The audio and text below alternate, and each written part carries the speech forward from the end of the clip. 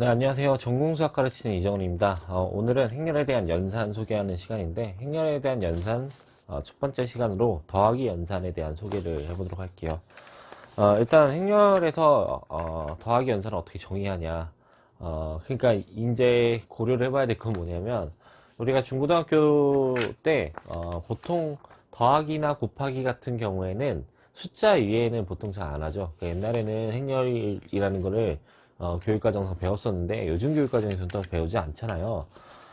그래서 이러한 그 숫자들로 구성되어 있는 어떠한 형태이긴 하지만 어쨌든 숫자는 아닌 이러한 새로운 구조에 대해서 어떻게 더하기 연산을 정의하는지 뭐 이런 걸 이제 살펴보는 시간을 가지면 될 것 같아요.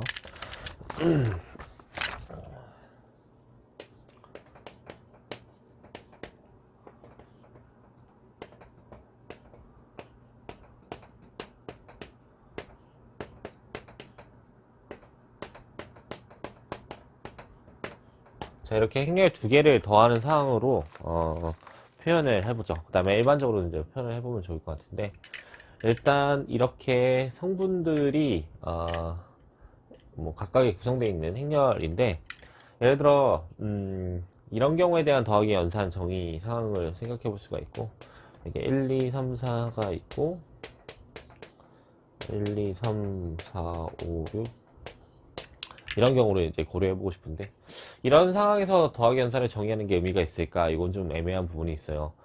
보통 고등학교 교육 과정에서 닫혀있다라는 개념을 배워보신 적이 있는지 잘 모르겠는데, 닫혀있다라고 하는 건 뭐냐면 연산에 대한 결과가 다시 그 집합으로 들어가는 경우에 닫혀있다라고 해요. 그러니까 우리가 앞에서 행렬들에 대한 집합을 만들었잖아요. 그러니까 만약에 이런 행렬은 어디 있냐라고 하면 2 곱하기 3 여기서 이런 집합에서 원소를 초이스해서 두 개의 결과를 취하고 싶은 건데, 이런 경우에 그 숫자 계산을 할 때는 이런 구조들을 죄다 모아놓은 새로운 이런 집합 상에서 연산을 보통 정의를 해요. 그래서 닫혀있다라는 의미가 중요한데, 그러니까 이 연산에 대한 결과가 다시 이 집합으로 들어오는 경우에 닫혀있다라고 얘기를 하는 거예요. 그래서 그냥 요 집합에서 더하기 연산을 나 표현해보고 싶어, 이런 정도로 생각해 보시면 될 것 같아요. 그러니까 이렇게 2 곱하기 3짜리 행렬 두 개를 들고 와서 그 결과를 정의해서 그 결과가 다시 여기 닫혀 있게끔 생각을 해두고 싶은 상황이다 보니까, 이렇게 1, 2, 3, 4 2 곱하기 2 행렬이나 그 다음에 2 곱하기 3 행렬에 대해서 연산을 취하는 거는 별로 좋은 일이 아니죠, 수학자 입장에서 보면. 그러니까 이런 경우에는 연산을 정의하지 않고, 혹은 정의되지 않는다라고 얘기를 해버리고, 이런 경우에 연산을 정의되게끔 세팅하고 싶은데, 가장 합당한 덕의 연산의 정의는 어떤 걸까 생각해 보면, 각각의 성분들이 있으니까 그런 성분들 입장에서 보면 각각의 성분들을 합해서 다시 행렬을 만들어주면 되겠죠. 그러니까 이런 경우에는 어떻게 계산하고 싶냐면, 1끼리 1, 2, 그러니까 1,1짜리 성분들끼리, 그러니까 1 더하기 2를 취해주고, 그 다음에 2 더하기 3을 취해주고, 그 다음에 5하고 4의 합인 5 더하기 4를 취해주고, 그 다음에 3 더하기 5를 취해주고, 4 더하기 6을 취해주고, 그 다음에 6 더하기 7을 취해주고. 그래서 각각의 성분들의 합을 취해주게 되면 이런 식으로 다시 2 곱하기 3 행렬이 만들어질 텐데, 그 다음에 이 결과 또한 여기에 다시 들어오는 상황이 올 테니까, 우리가 집합이 하나 있고 그 다음에 더하기 연산을 하나 줘서 이 상황에서 계산하고 있어 라는 의미를 생각해 볼 수가 있죠. 그러니까 우리가 고등학교 때는 어떤 집합상에서 계산하는 상황을 얘기하지 않아요, 중고등학교 상황에서는. 왜냐면 이제 그런 식으로 가르치게 되면 너무 복잡하고 어려우니까 그냥 너네가 편할 대로 계산을 하라 식의 논리가 나오는데, 근데 대학 수학 이후부터, 그러니까 진짜 수학으로 들어가는 그 기초부터는 어떤 상황으로 가냐면, 집합이 있고 연산이 있어. 근데 이 상황에서 어떠한 구조를 이루냐, 이걸 확인해 보자, 이런 식으로 가는 거예요. 그러니까 여기서는 2 곱하기 3행렬 상에서 더하기 연산이 있는데, 이때 우리가 어떤 성질을 갖고 어떻게 계산하는지 우리 알아보자, 이런 식의 논리가 펼쳐지는 거니까 그런 식으로 생각을 해주시면 좋을 것 같고, 근데 이렇게 쓰면 이제 일반적인 표현은 아니니까 조금만 더 일반적으로 한번 표현을 해보도록 할게요.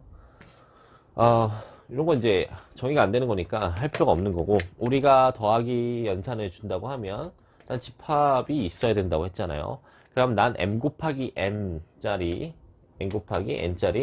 이런 행렬들만 들고 올 거예요. 내 마음이잖아요. 그러니까 이런 집합상에서 더하기를 정의할 거야 라고 하면 이렇게 표현을 하고, 여기서 두 개의 행렬을 꺼내야 되는 거죠. 더하고 싶은 거니까. 그래서 A라는 행렬과 B라는 행렬을 뽑을 거예요. 근데 A라는 행렬과 B라는 행렬은 이런 식으로 생겼지 이렇게 생기지 않았잖아요. 그냥 단지 어떻게 생각한 거냐면 이거를 뭐 A 행렬로 볼 거야, 이걸 B 행렬로 볼 거야, 뭐 C 행렬로 볼 거야 이렇게 그냥 표현한 거예요.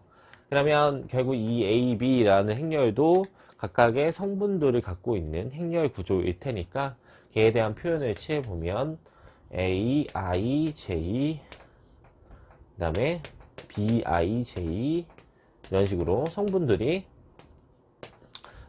있겠죠. 그러니까 이거는 실제로 이렇게 써놨지만 이런 식으로 써있는 거예요. A11, A12, A1M 이런 식으로 1N 이런 식으로 써놓은 거예요. 그 다음에 이거는 21, 22, 2N 이런 식으로 AM1 해서 AMN까지 이렇게 이제 각각 써 있는데 이제 번거롭잖아요. 그래서 이거에 대한 표현을 이렇게 AIJ 이렇게 표현해 놨는데, 그러니까 여기 문자로 표현해 보자면 이거를 다 정의할 거야, 이거이고. 그러면 어떤 식으로 지금 정의하냐면 각각들의 성분들의 합으로 다시 구성되어 있는 행렬로 표현하라고 했으니까, 요 n 곱하기 n 행렬과 요 n 곱하기 n 행렬은 사이즈가 같으니까 연산이 잘 정의될 거고, 그러면 각각의 성분의 합이라고 했으니까 AIJ랑 BIJ를 합해서 다시 n 곱하기 n짜리 행렬 구조를 잡아주게 되면 이 결과가 여기에 들어가는 거니까 이렇게 정의하는 게 옳은 거겠죠? 합당한 거겠죠? 그래서 이런 식으로 행렬에서의 더하기를 정의한다 라고 생각하시면 될 것 같아요. 여기는 정의한다 라는 거예요. 수학에서는 정의가 제일 중요한 거니까 어떤 식으로 정의하냐, 이게 제일 중요한 부분이니까 이렇게 표현을 한 거예요. 근데 이제 앞으로 이제 행렬들 서영대 수학 얘기를 막 진행되다 보면 어떤 식의 그 상황들이 많이 오냐면 이상한 공식 같은 거를 막 들고 와서 처리하려고 하거나 뭐 이상한 편법 같은 거 들고 와서 처리하려고 하는 상황들을 만들 수 있는데, 그런 상황으로 문제를 해결할 수가 없어요. 그러니까 이게 만약에 그 서술을 해야 되는 그런 시험 같은 거, 왜 대학에서도 서영대 수학 시험 보면 다 서술이잖아요. 계산도 있겠지만. 근데 그런 상황에서 포뮬러라고 하는 공식, 우리가 잘못 배운 사교육 같은 거 고려해보면 포뮬러 많이 이용하는데, 그런 포뮬러는 실제로 진짜 중요한 거에만 이름을 붙여주지 공식이라는 의미가 거의 없어요. 그러니까 논리를 하나하나 정의와 정리를 따라서 움직여야 되는 거지, 막 이상한 편법 같은 거 써서 이거 더하기가 이렇게 되니까 이렇게 될 거예요 이런 식의 논리를 펼치시면 안 돼요. 어쨌든 일단 더하기에 대한 정의를 내렸으니까 우리가 고려해 봐야 될 건 뭐겠어요? 그러면 어떠한 성질들이 나올까 라는 걸 고려해 보고 싶어서 정리라고 하는 theorem을 소개를 해보고 싶은데, 한번 어떤 정리가 있을지 이거 지우고 소개해 볼게요. 네, 그러면 정리 한번 보도록 할게요. 그다음에 이제 표현을 어떤 식으로 이제 표현할 거냐면 이런 식으로 m 곱하기 m 사이즈 행렬에서 더하기를 줘서 이상해서 얘기를 할 거야, 이렇게 표현을 해 놓을게요. 그러면 여기서 행렬 A, B, C를 꺼내 가지고 어떤 성질들이 있는지 보고 싶은데, 우리가 보통 알고 있는 더하기 같은 성질들이 있는지 알아보고 싶어요. 그럼 더하기에 가장 중요한 역할을 해주는 게 뭘까요? 그런 걸 고려해 보면 좋을 것 같은데, 더하기에서 가장 중요한 역할을 하는 녀석은 어떤 녀석으로 볼 수 있냐면, 우리가 숫자 계산에서 취하면 이 A가 그대로 나오게 하는 숫자가 있죠. 그게 뭐냐면 0이라고 해요. 물론 이게 교환법칙 성립하니까 이렇게 되겠죠. 보통 이런 0을 뭐라고 하냐면 항등원이라고 해요. 항등원이라고 하는 거는 항상 등식이 성립하는 원소라는 거니까 자기 자신이 나오게끔 하는 그런 원소를 항등원이라고 하는 상황이 오는 거예요. 그러면 숫자에서 이런 일이 일어났잖아요. 그러니까 0이라는 역할을 해준 애가 있는지 뭐 이런 걸 고려해보고 싶고, 그 다음에 0이라는 애를 기준으로 뭐 0이 나오게 하는 그런 애도 있는지, 그 다음에 뭐 더하기에서 교환법칙이 성립하는지, 이런 것들을 만드는 게 우리가 일반적으로 알고 있는 숫자 상황인데, 행렬에서도 그런 비슷한 애들이 일어날 수 있을까, 이렇게 일단 고려를 하시면 될 것 같은데, 일단 처음 보고 싶은 거는 뭐냐면,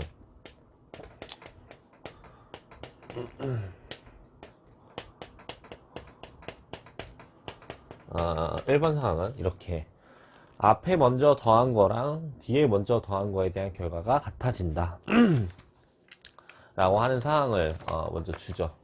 보통 이런 걸 우리가 그 중고등학교 교육관에서 결합법칙이 성립해 라고 하는데, 결합법칙이 성립하는 상황은 어떠한 연산이 나온다 하더라도 항상 있을 거예요. 왜냐면 결합법칙이 성립하지 않는다고 가정을 하게 되면 항의 개수가 늘어남에 따라서 경우의 수가 무수히 많아져서 우리가 애초에 계산하기 힘든 상황이 와서, 결합법칙은 그냥 무조건 전제로 깔고 가면 될 것 같아요. 어떤 연산이 나와도 결합법칙은 성립할 텐데 어떻게 될까, 이런 상황으로 고려하는 거예요.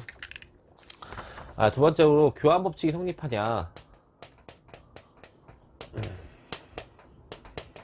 근데 성립하는 상황으로 줄 수밖에 없는 게, 이유를 간단하게 생각해 보면, 우리가 이렇게 aij와 bij의 합 형태로 표현한다고 했잖아요. 근데 정의상 aij랑 bij를 합하고 다시 행렬로 구성을 한 거고, 안에 있는 연산을 취할 때는 우리가 일반적으로 알고 있는 숫자 더하기잖아요. 근데 숫자 더하기는 교환법칙이 성립하죠. 그러니까 안에서 이렇게 순서를 바꿔줘도 된다는 걸 알 수 있죠. bij와 aij의 합으로 이렇게 표현해 줄 수 있다는 걸 알 수가 있고, 그러면 이거를 다시 뜯어 놓으면 bij, aij 이런 식으로 바꿔줄 수 있을 테니까, 결국 a 더하기 b 형태가 b 더하기 a 형태로 나오는 걸 고려해보면 이렇게 교환법칙이 성립해 라고 얘기할 수 있어요. 근데 여기서부터 조심해야 되는 건 뭐냐면, 어차피 다 곱하기도 정의하고 뭐하고 해도 새로운 연산이 나와도 다 되겠지, 이렇게 착각하시면 안 되는 게, 행렬에서 곱하기 뭐 이런 연산들을 새롭게 정의하는 상황이 오다 보면 교환법칙이 성립하지 않는 연산들도 되게 많이 나오니까 그런 거 조심해야 될 것 같고, 더하기 연산에 대해서는 교환법칙이 성립하는 좋은 얘기야, 좋은 구조야, 이렇게 생각하시면 될 것 같아요. 근데 세 번째는 항등원의 역할을 해주는 게 있을까, 이렇게 고려를 해보고 싶은데, 영행렬이라는 걸 이렇게 표현을 할게요. 0이랑 숫자 0이랑 헷갈리면 안 되니까. 영행렬이라는 게 뭔가 이렇게 고려를 해보면, 이 영행렬이라고 하는 거는 모든 성분들이 0으로 구성되어 있는 거예요. 0, 0, 0, 0, 0 이렇게 다 찍어 있는 건데, 어떤 성분이랑도 0을 더하면 그 성분이 그대로 나올 테니까 A 자신이 그대로 나온다는 걸 알 수가 있겠죠. 그래서 보통 이런 거를 더하기에 대한 항등원이야, 이렇게 얘기를 하는 거예요. 물론 여기서 말하는 더하기는 숫자 더하기가 아니라 행렬 합을 얘기하는 거죠. 행렬에서 더하기에 대한 항등원으로서 이런 영행렬을 고려할 수 있어, 이렇게 보시면 될 것 같고, 그 외에 어떤 성질들이 있는지 몇 개 더 살펴보면,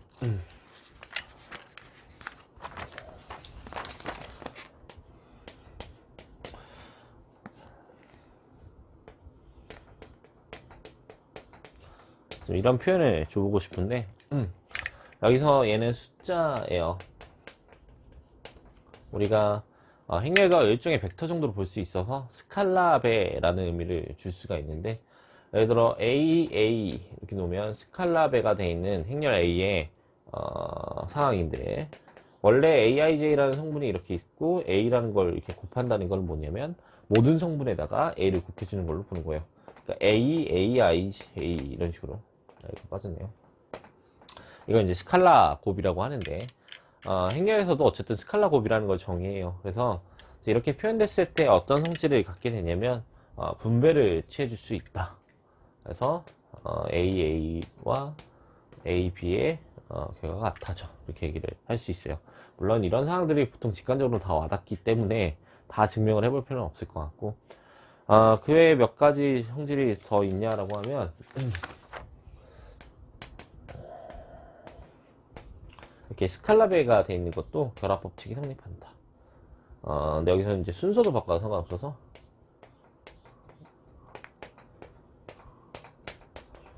어떤 걸 해도 같아진다. 뭐 이런 걸 얘기를 해볼 수 있는 상황들이 오고, 이런 상황은 보통, 너무 이제 간단하게 나오다 보니까 편입 문제 같은 데서는 거의 출제되는 상황은 아니니까 그냥 데피니션 정도 알고 이러한 정리를 통해서 이런 성질들이 있구나 이렇게 생각해 보시면 좋을 것 같은데, 앞으로 비슷한 구조들이 나오는데 차이점을 좀 주기 위해서 이름을 하나 더 붙여보도록 할게요. 그러니까 어떤 이름을 붙일 거냐면, 이렇게 0이라는 행렬이 항등 행렬이라고 했잖아요.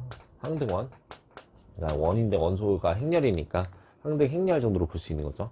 이런 경우에 항등원이 존재하는 상황으로 볼 수가 있는데, 여기서 얘기를 하나만 더 붙이면 어떻게도 표현해 볼 수가 있냐면, A라는 행렬이랑 뭘 더하면 0이 나올 수 있을까라는 것도 고려해 볼 수가 있는데, 여기에 마이너스 A, 그러니까 마이너스 1이라는 스칼라베가 붙어 있는 행렬을 고려하게 되면 결국 0이라는 행렬이 나오게 돼요.